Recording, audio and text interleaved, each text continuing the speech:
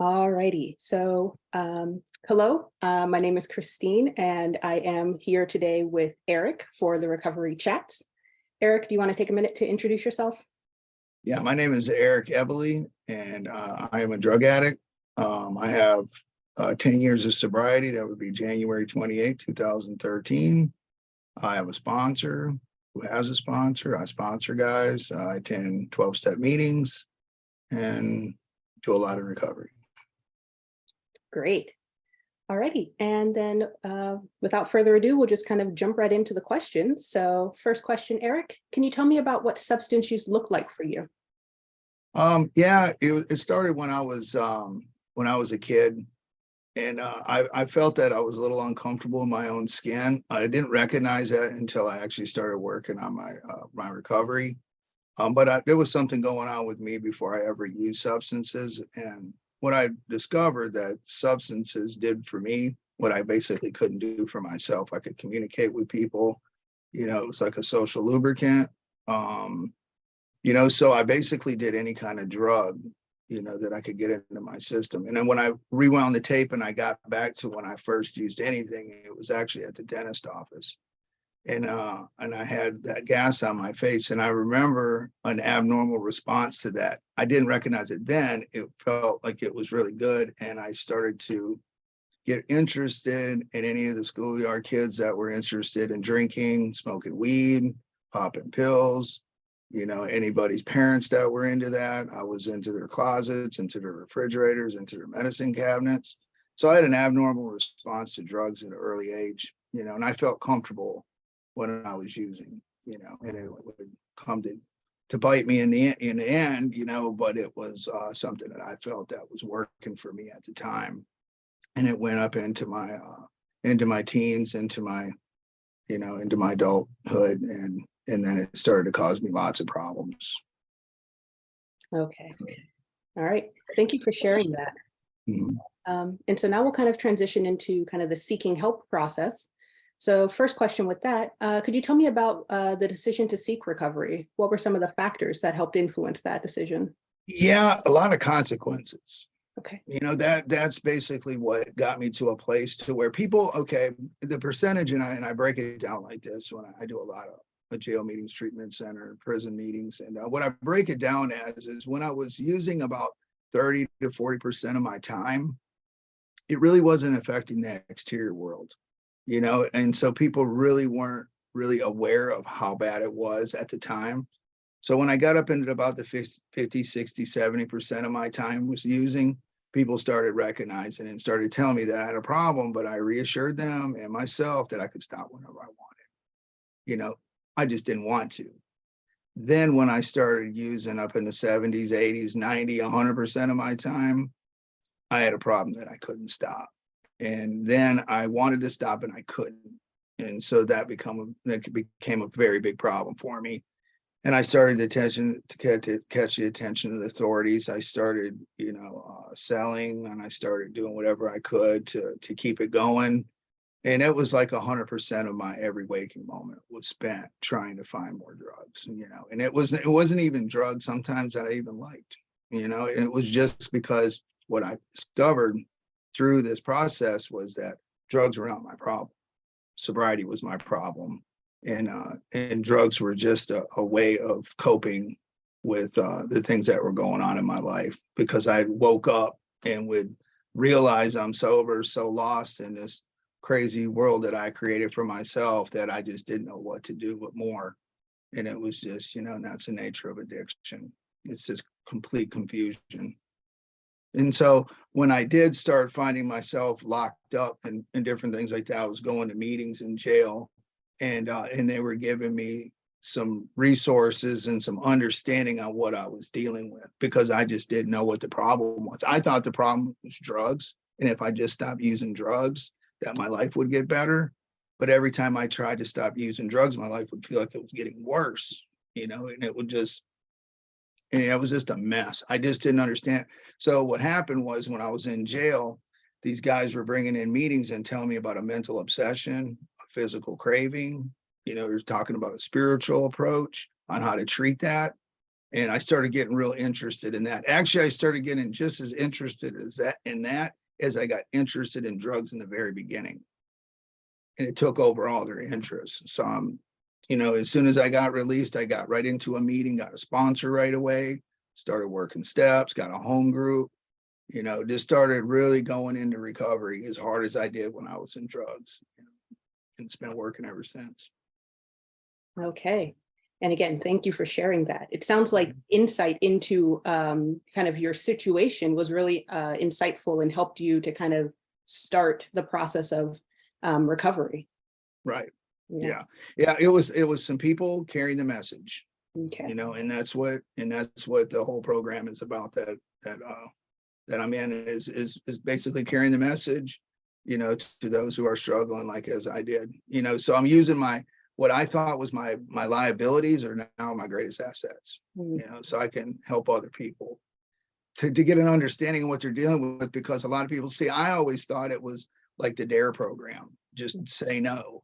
And that was not my experience. My experience was when I said no, my life turned into a living hell without drugs. So it wasn't necessarily the drugs that were the problem. It was more of the sobriety. So I had to find a new way to live in sobriety without the use of drugs. And that comes through in my life through the spiritual approach. Okay. All righty. And so my next question is kind of, what were some of the first steps in terms of support and the help that you needed for the substance use? Okay, yeah. So like I said, when I came out, I was on a hunt for a sponsor right away, and I ended up with a sponsor, a really good sponsor that worked me through the steps, got me starting to take inventory. That was really important. Actually, understanding the problem, understanding the solution, and enough willingness to do the program of action. So what I really needed to understand is what was going on, mentally and physically. It was when I was not using, that's all I was doing was thinking about it. And once I picked up, I couldn't control the amount that I took. So I had to find a way to live spiritually and to relieve that mental obsession. And so when I started to work on myself and I started to see that this inventory that I was taking, these resentments, this fear, these harms to others, and all these things were playing a huge factor in my life and producing all this guilt and shame and remorse, it was no wonder why I was using, and then I realized why I was using, because I couldn't control my emotional nature. And I was always in the wrong place at the wrong time, doing the wrong thing for the wrong reason. I didn't understand why. And now I know what it is. It was my conscience, waking up, telling me I'm in the wrong place at the wrong time. And I was just producing all this guilt. And the only thing I knew to do was more. And it was just it was a difficult situation at first, but once I got an understanding on what I was dealing with, it became a lot simpler. It's not always easy, but it's a simple process. Sure. And so when I got with my sponsor, he started working me through the steps. He started giving me all these suggestions that, okay, so get up in the morning, do morning meditation. Okay, before I go to bed, I do a nightly review.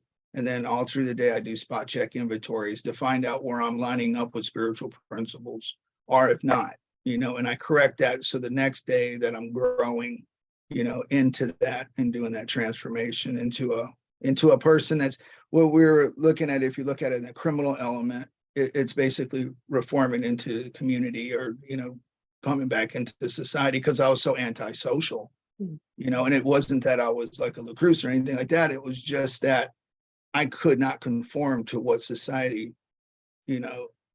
assumes is a productive citizen. So it was just a big misunderstanding on my part. I thought everybody was against me, but the people that were trying to help me, I pushed them away, and I would go towards everyone that's going to prison. And it was just a real confusing situation for me. I thought I was a really bad person, but what it was, I was a really sick person.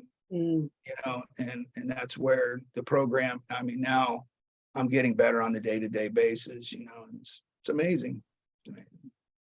Yeah. All right. And then, so kind of my next question is, what have been some of the real rewarding aspects of recovery?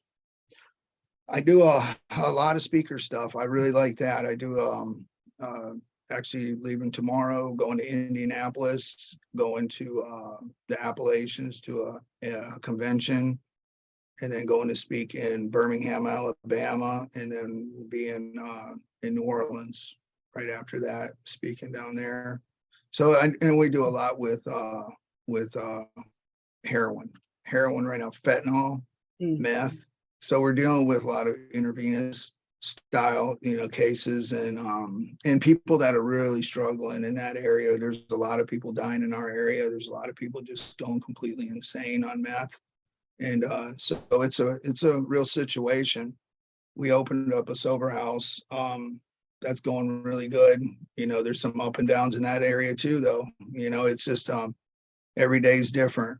There's some people gravitate towards this recovery thing, and then some people take it lightly, and it has devastating effects. It's nothing to take lightly. It's something that we have to treat, if we have it.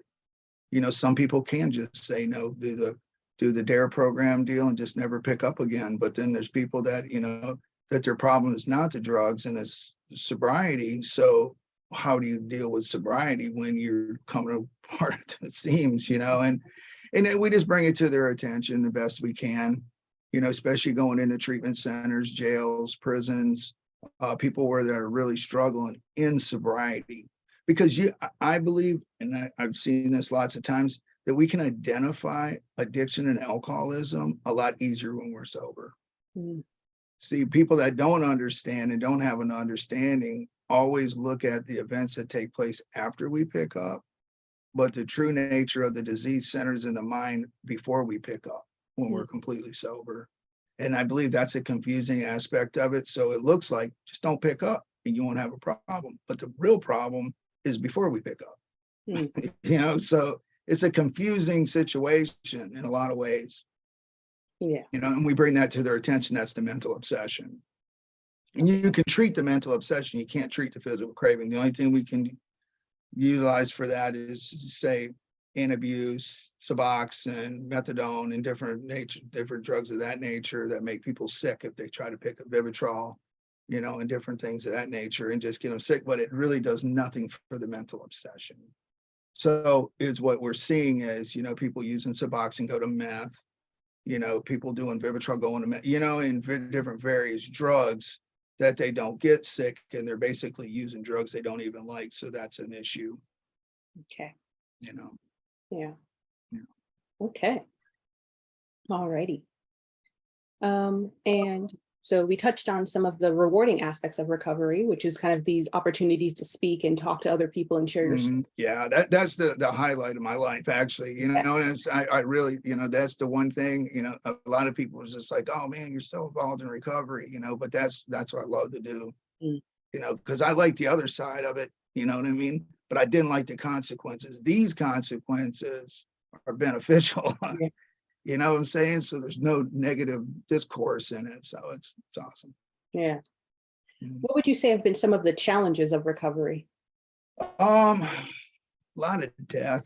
I think that's, we see a lot of people dying, a lot of really good friends. I mean, I can't even count how many. I mean, just recently there's been a lot of people like really extremely close to me dying. And I mean, that's probably one of the most challenging, to watch, family and friends and, children, go through, that. And especially when it looks like they're really doing it, and then something throws them off. And, especially the drugs that are right now, they're so dangerous. Fentanyl is just unbelievable. We've had like numerous people just in this last month. It's beyond comprehension. It's unbelievable how many funerals we go to and how many families we have to tell, that their loved one had died, and it's sad, So that's probably the most challenging. In my personal life, man, I really stick close to the program,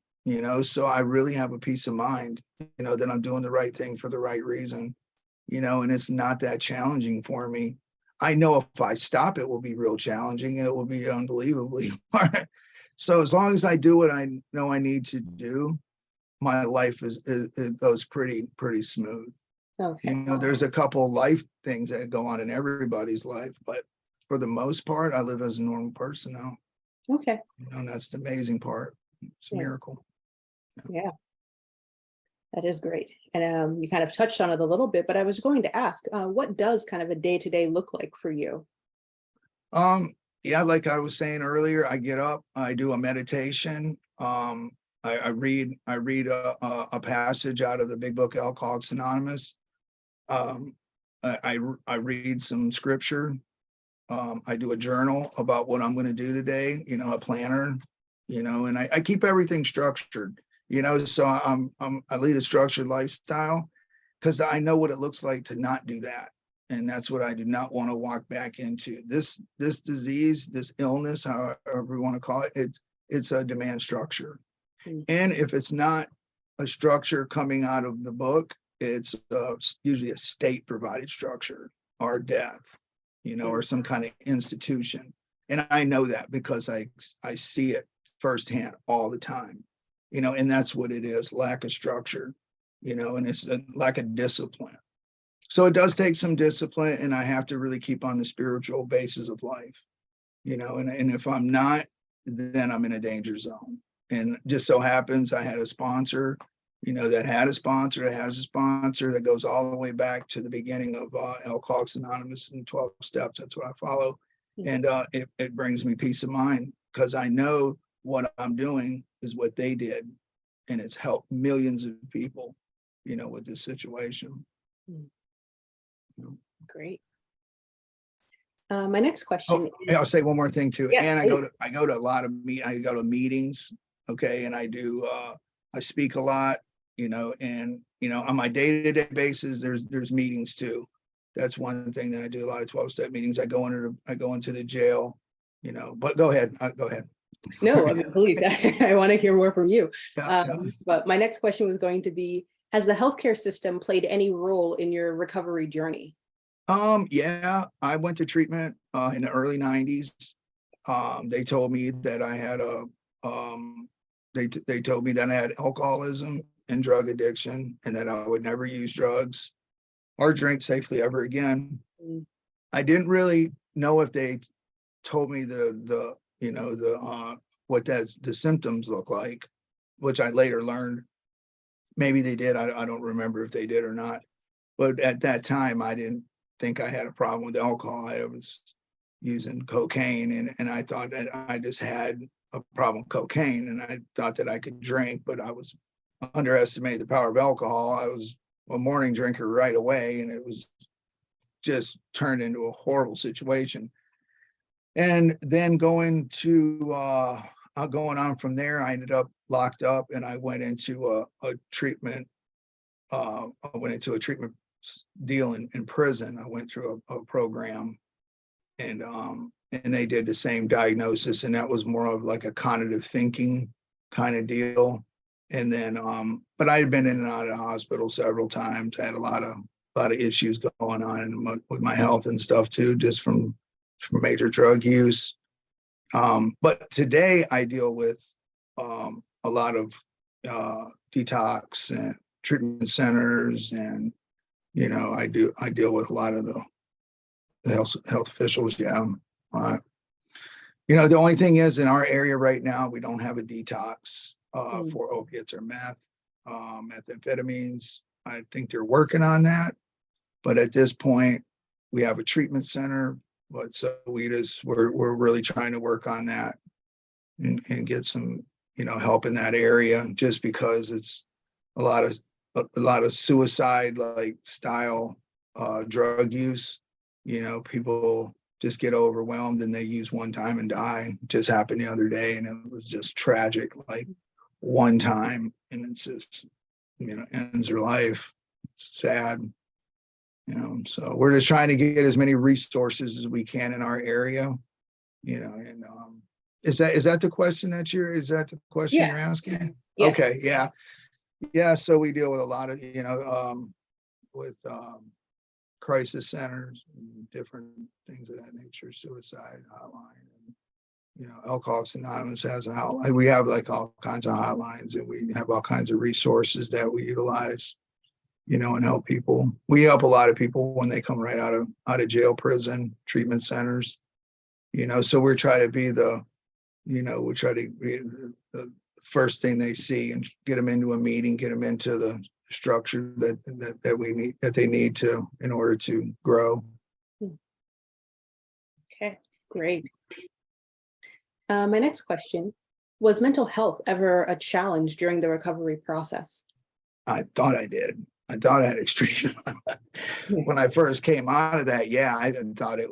I thought that it was I was serious. I lost all my mental faculties. When I finally woke up, I tried to read and I couldn't, and I was really scared on that. I thought I lost my mind. And this guy, he was telling me, you haven't been using your mental faculties in years. It's going to take a little while for it to come back. And it did, and I just took my time and I read things over and over and over again. And I started writing, and I started to exercise some of these mental faculties that I had been ignoring for years and years, and there was a lot of things that I had been disregarding in my life, that I didn't think I would ever get back. And I did, and it was just, but it's a process. It took me a while to lose everything, and then it took me a while to get everything back, and I'm just grateful that I hadn't crossed over too far to where at least it could come back, because I've seen that, especially with meth right now. I see a lot of people like in meth psychosis is that it doesn't look like they're coming back. They might, but it's bad. It's real bad, and it's scary. It's real scary. So, so with mental health, once I straightened out spiritually, I straightened out mentally and physically. And I had people there, like I said, that were encouraging me just to keep it going. Don't lose sight, don't lose hope, just keep going. And just, if you have to, read things 5-10 times over until you can retain it. Because that's what my problem, I couldn't retain information. That was scaring me. So I didn't know if I was going to come back or not. And that was probably the scariest part. I didn't know if I lost my mind or, and that was probably the scariest mental health deal that I went through, but it came back. And now I can, reasonably read, you know what I mean? I got my mental faculties back. So, but yeah, I believe it was just because I didn't utilize them in such a long period of time. Okay. It's like learning to ride a bike or something. Well, probably even worse than that. It was just, it took a little time. Yeah. About how long would you say it kind of took between when you first started trying to get back and when you finally felt like things were back to where they were in the beginning? Probably a good like 6 months. Okay. Yeah, it was. Yeah, and then it was still, but it gave me hope right around 6 months that it was going to come back. But it did. It took a little while. It was scary. It was real scary, actually, because I wanted to retain information and I wanted to do everything that everybody else was doing, but I was really struggling. Yeah. And but it started to come back, and I started to, get back up on my feet. Okay. Yeah. Okay. Without anything either, that was another thing too. I thought that, that I might need some kind of something, but yeah, it was, I didn't need anything. And that was a good thing too. I'm glad I didn't go lean on anything, any kind of substances or anything like that, because I was struggling really hard with depression too. Okay. But it is a depressed state. Sobriety is a depressed state when you're coming from a place to where you've been suppressing everything Yeah. for a long, considerable period of time. I didn't want to feel anything. Anytime I drew a sober breath, I was miserable. So the only thing I identified with sobriety was misery. So I tried to stay as far away from that as possible. And then it came, and and finally I had to sober up, and it was just like, wow, now I have to face reality. That was the scariest part, actually. Yeah. Yeah. And how long would you say it took kind of for the depressed aspect to kind of lift? It sounds like you kind of went into a depression as you kind of struggled with coming to terms with sobriety. How long did it kind of? Yeah, like I said, about 6 months. 6 months as I would well. say about 6 months. And then I started to, once I started to get my mental faculties back and I could start to read and start to retain this information that people were giving me on about what the solution was, I started to gain some hope that it could work for me as well. And I started to lose that depressed state and I started to get comfortable in my own skin. Yeah. You know, because that's what I wasn't comfortable in my own skin. I was full of fear. You know, I was just real anxious and just in a real awkward place. And the thing about it is that I was in that awkward place before I ever picked up. I Mm. just didn't realize it. And drugs did for me what I couldn't do for myself at that time. That's why I was so interested in it. You know, a lot of people say that drugs are the problem. Drugs were never my problem. Mm. Drugs were the solution.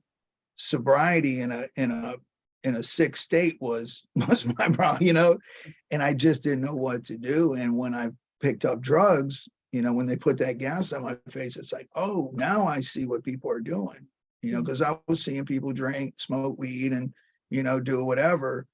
Then I realized what they were doing and why they were doing it, you know, and that's what I wanted to do, is stay in that state. And it took over all their interests at a really young age, you know, and it's a small portion of society, but it's, if you got it, you got it, and it doesn't go away.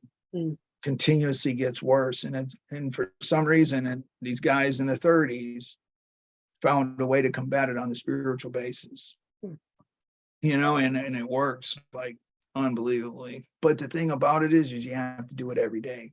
Mm. It's kind of like getting diagnosed with diabetes or something, you know what I mean? It's suggested that you take insulin every day. You don't have to, you know, you're going to start getting sick, you know? So this is what we have to do every day, or I have to do every day, you know, and it's just something, it's a structured lifestyle. Mm. It's what I deal with today. Yeah. All right.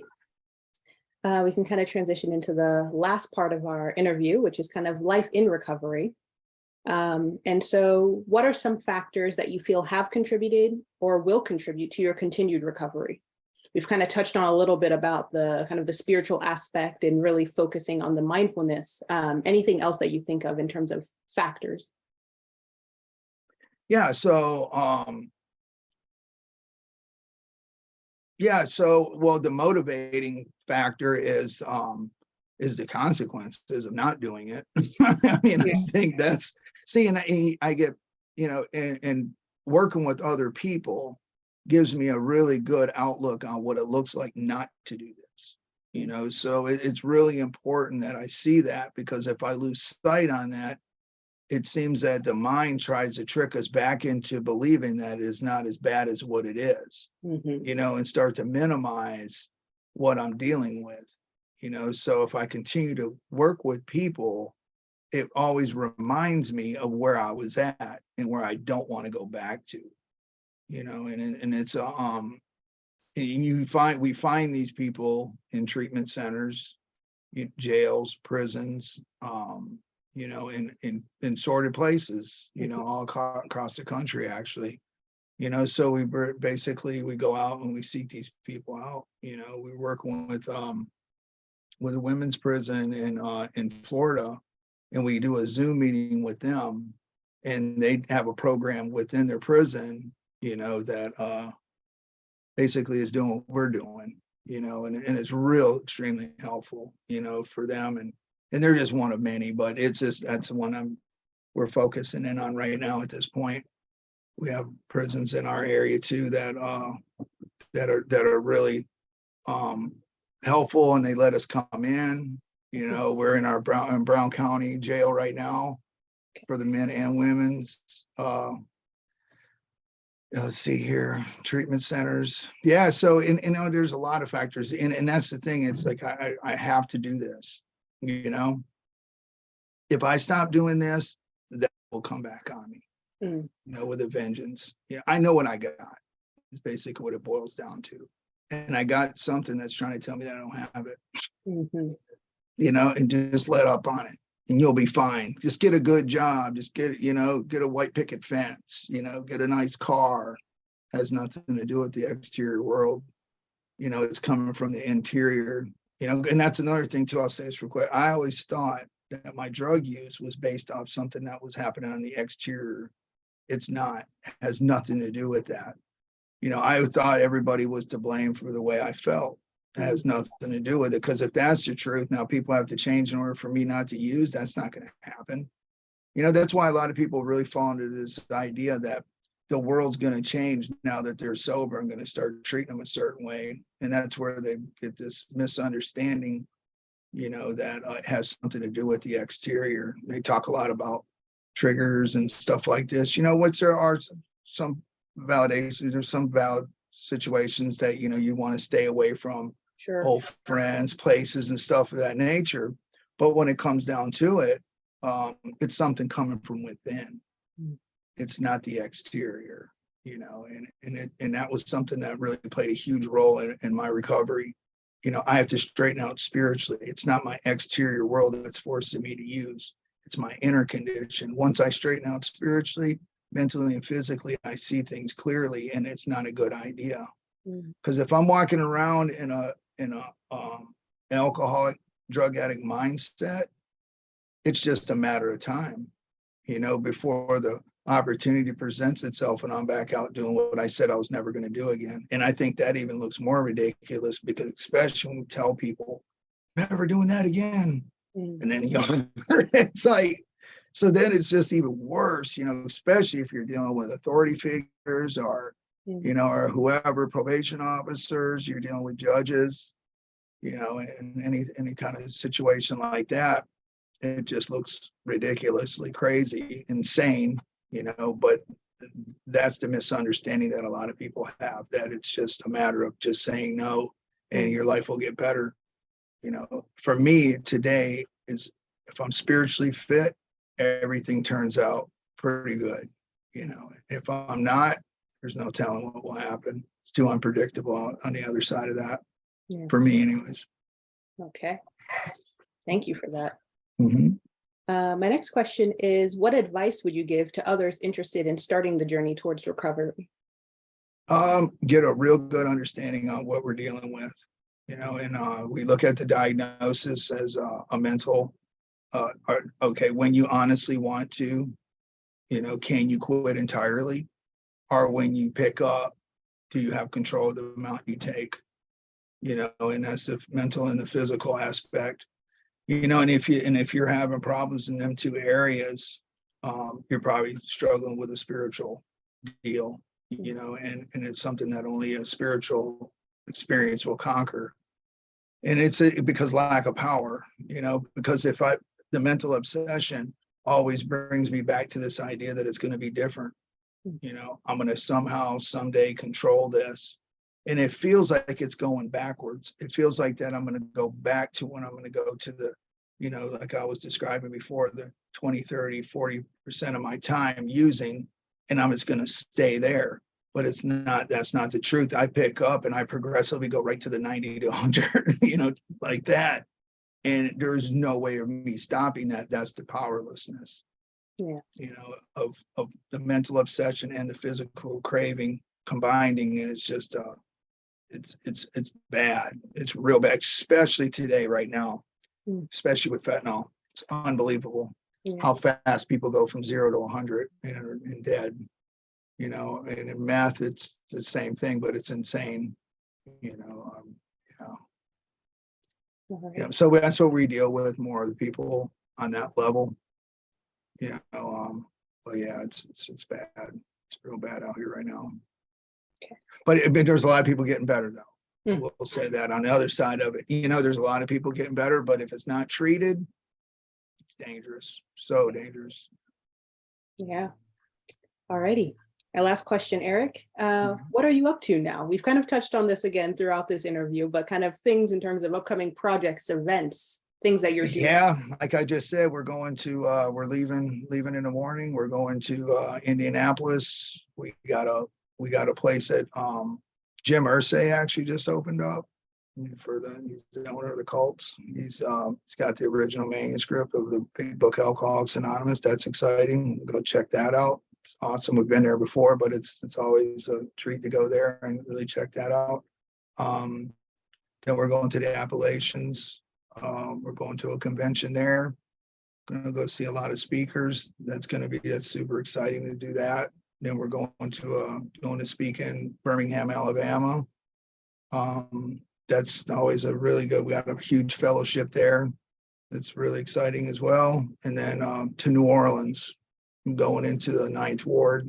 I've been down there several times.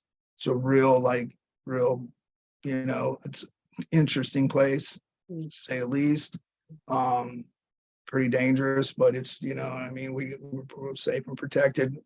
We could do some speaker stuff down there and just really carry the message as strong as we can. We like to go into bigger cities and to different places.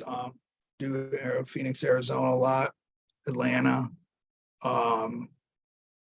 Yeah, everywhere, man. We try to go as many places as we can, to really carry the message that there's hope that we can, get through this, and then carry the message to carry the message to carry the message to the next person, and that's where, there's hope that this can, be a good ending to this. Yeah, that sounds great. Mhm. Well, Yeah, it's again, exciting. It's fun. yeah, very exciting. Yeah. Oh, I was just, yeah. Oh, here, I'll say this too. We did a Hawaii convention, Costa Rica, Miami. So we're around, we're getting around, we're doing, big things. And we're just, like I said, just doing a lot of speaker stuff, just bringing people. And that's just this year. So we're going to, for throughout the year, we're going to be traveling around doing a lot of things for recovery, carrying the message. Fantastic. Well, again, I want to say thank you, Eric, for agreeing to this interview. It's been an absolute pleasure interviewing you. Awesome. All Thank righty. you.